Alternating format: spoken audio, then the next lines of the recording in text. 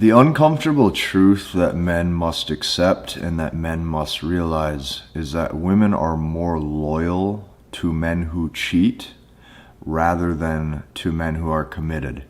So what I'm going to be showing you today is some never before seen footage of psychological frames of value that you can use to your advantage to leverage higher value positions inside of dating interactions and inside of relationships that majority of men do not understand. And on top of that, these are things that majority of men don't know how to use. So if you stick with me until the end of this, you are going to have an upper hand compared to the majority of the other men out there. Now, after this video is over, what I want you to do is go down below, you click the link inside of the description, and you check out the full-length MBT, Masculine Behavioral Technique, full-length webinar presentation that I put together for you.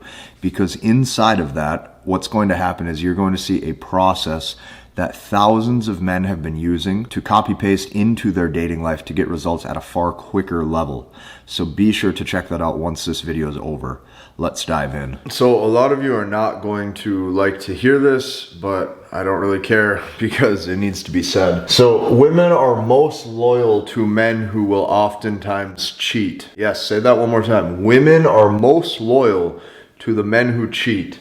Now the reason being is because doing the opposite of what most consider socially normal equals successful risk taker. So when a woman sees that you do these things, or when a woman sees that you act this way, she looks at you in a way where she goes, well, he gets away with this, he gets away with acting like this, he must be a successful risk taker.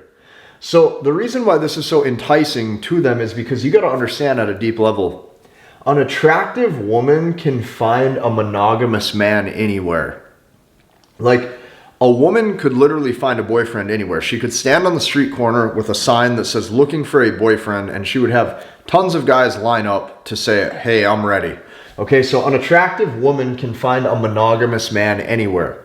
Now, the only way that you can really start to internalize this and have these concepts make sense is by having the ability to see that to master relationships, you have to master inverted thinking. Okay, so what is inverted thinking? Inverted thinking means you think the opposite of how most people are carrying themselves. You think the opposite, you do the opposite. Inverted thinking means you take how most people think and you invert it. Okay, so here's why you have to do this. So some of you are saying, well, why? Why do I have to think differently? Why do I have to operate like this? Why do I have to carry myself like this to have a successful relationship? It's because you got to understand the woman that you're dealing with, she sees life through a different lens than you. A completely different lens. So women sexually reward, like, here's the list, okay? Women will sexually reward risk takers, men with little to no empathy. They will sexually reward unpredictability and bad boys, men with toxic or emotionally volatile traits, men who operate with a flexible morality to suit their own pleasure. Okay, like actually see how deep this goes. Like just say that out loud one more time. Men who operate with a flexible morality to suit their own pleasure. Okay, this is the type of traits, or these are the type of traits that women oftentimes reward. This is why I'm telling you, she fundamentally sees life through a different lens than you. You will oftentimes operate out of logic, and here's what I mean by that. You see the world as 1 + 1 = 2. This is wrong. This is right in terms of mathematics, and this is right in terms of logical thinking, but this is completely wrong to how she sees the world. The woman that you're dealing with sees the world through a different lens than you. So what this actually translates into her brain is, hey, your loyalty shows me lack of options. Not only does your loyalty show me lack of options, your care shows that you're operating inside of your feminine energy. On top of that, your monogamous commitment is secretly despised, okay? This is uncomfortable. This is uncomfortable for men to come to terms with, but this is why I'm teaching you to master inverted thinking, because this is going to serve you in the long run. So some of you might be wondering what this actually looks like. Okay, in this column, I'm going to show you what inverted thinking actually looks like. The first thing that you have to do is you have to accept the fact, okay, that women are more likely to give their sexual best as well as their sexual loyalty to men who are not even dating them as well as to men who are not even committed to them. Let's read this one more time. Women are more likely to give their sexual best and sexual loyalty to men who aren't even dating them or men who are not committed to them. While you're over there sitting there thinking that your loyalty is rewarded, while you're over there sitting there thinking that your loyalty is going to be looked at as you love her more, she's going to view these traits as a turnoff. Women give their best to men who are not faithful to them. So here's why. Hypergamy equals that she does not want loads of options. She wants the biggest, baddest, strongest cock. Say that with me again. Hypergamy equals she does not want loads of options. She wants the biggest, baddest, strongest cock. That means that she could have 100 options in her direct message inbox. She wants the guy at the top. She wants the guy that she views as the strongest. This is oftentimes the guy who is not committing to her. This is oftentimes the guy who is sleeping with other women. This is the guy who is willing to exercise other options, despite how other people view that. Because to her, that's going to look like he has big balls. To her, that's going to look like he's a successful risk taker. He's not scared to rock the boat, right? He operates on his own terms. So here's why. The reason why women do this is because she'd rather take a gamble to see how things play out with him than be with a guy who's predictable. So when I say to see how things play out with him, she's going to be sitting there giving herself reasons to convince herself that this is a good idea. She's like, well, maybe I can be the woman who tames him. Maybe I can get him to love me. He's with all these other girls. He's not committed to any of them, but maybe I'm different. Maybe I'm special. Maybe I can get him to love me. This is what she's thinking. And she would rather take a gamble to see where things go 9 times out of 10 compared to just being with a guy who's faithful and predictable, because like I said, she can stand on a street corner with a sign and she can literally find that anywhere. And since she can find that anywhere, she doesn't want that. Okay? Scarcity breeds value. He's a scarce resource because he lives and operates differently. So not only that, when a man operates like this, she gets thrilled wondering if he'll ever commit. She's sitting there every single night going, man, I wonder if he'll commit to me. I wonder if I'm different. I wonder if I have the magic sauce that he's looking for so that way he's with me. This is what she's thinking to herself. When you operate like this and you understand that she is optimizing her hypergamy 24/7, when you're willing to exercise other options, hypergamy is now satisfied.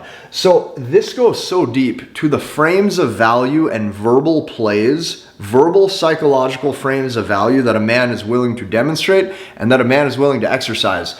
So over here you have one guy who makes $1 million a month, drives a Lamborghini, and can give her the world. But every day he shows up and he says, good morning, baby. I love you, baby. I'm here for you, baby. I would never leave you, baby. She's going to be so unattracted to him.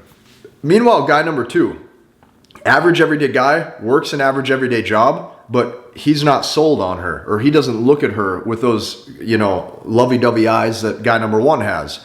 Well, this guy, even though he's on paper a lower value fit, what's going to happen is that despite being a lower value fit, she's going to look at him as a stronger option because he's not sold on her. If he carries himself like, hey, I'm not sold on you, like I think I can maybe do better, I don't know if I like you a whole hell of a lot, she's going to chase his approval and chase his validation. Why? Because he's doing a better job satisfying hypergamy. So this is the biggest misconception that I see every single day with other content creators or with other people talking about these topics, is they're looking at the term high value purely from a materialistic standpoint on paper.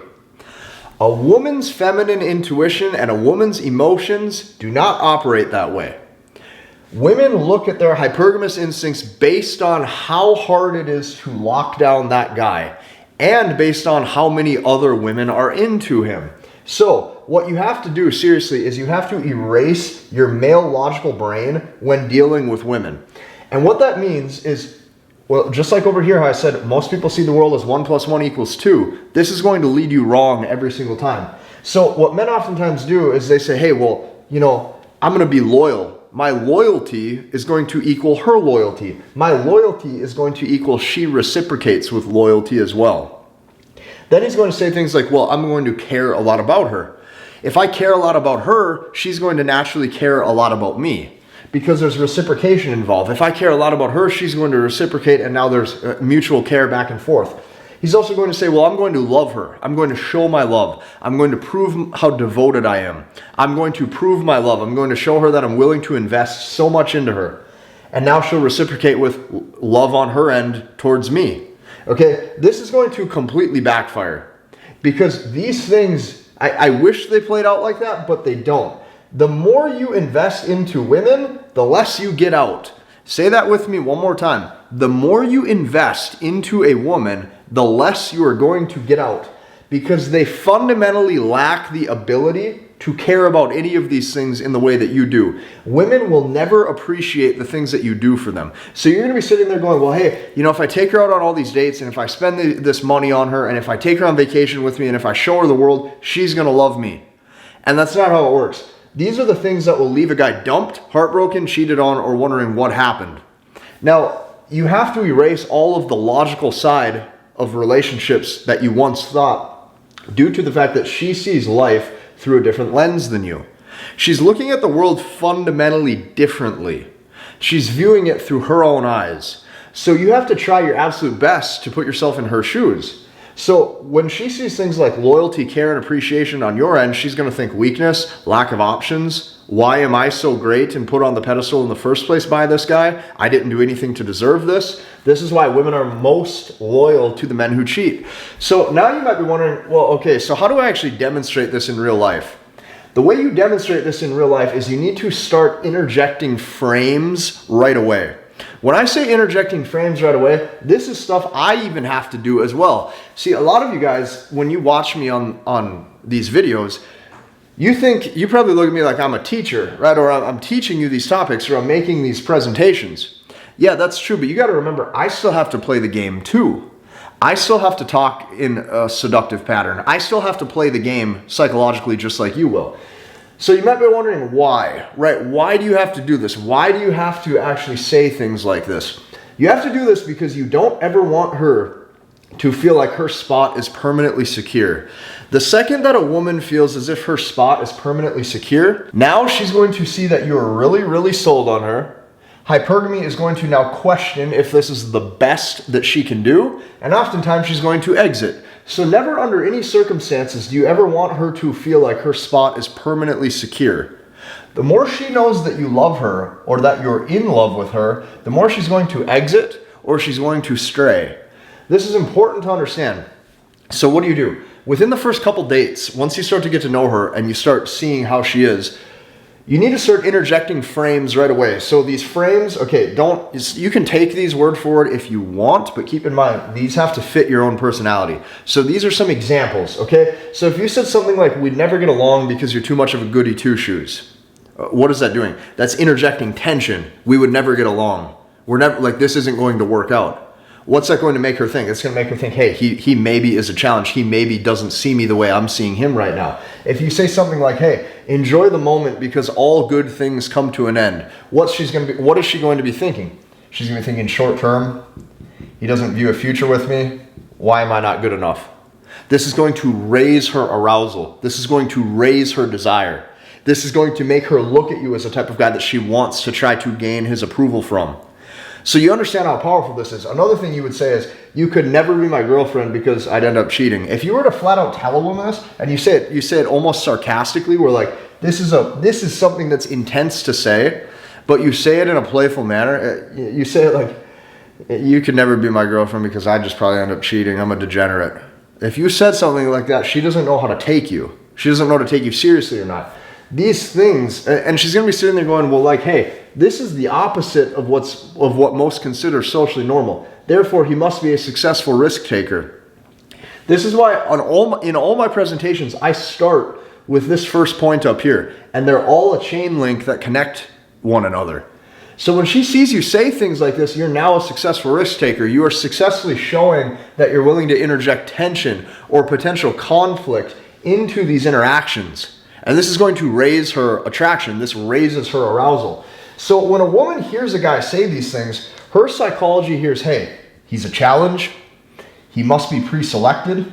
This guy must have a lot of other options. This guy clearly gets sex. If all these women are after him, I might as well be after him too, because women will oftentimes follow what other women do. Okay? She's going to say, hey, he's non-needy. He's clearly in abundance. This is the type of guy that I want. The biggest reason why you have to understand this, the biggest reason why you have to see this for what it is, if I could write this point down 100 times over, I would. So that way it's ingrained into your brain and you remember it. The fact is this: her subconscious and her emotion will override her logic.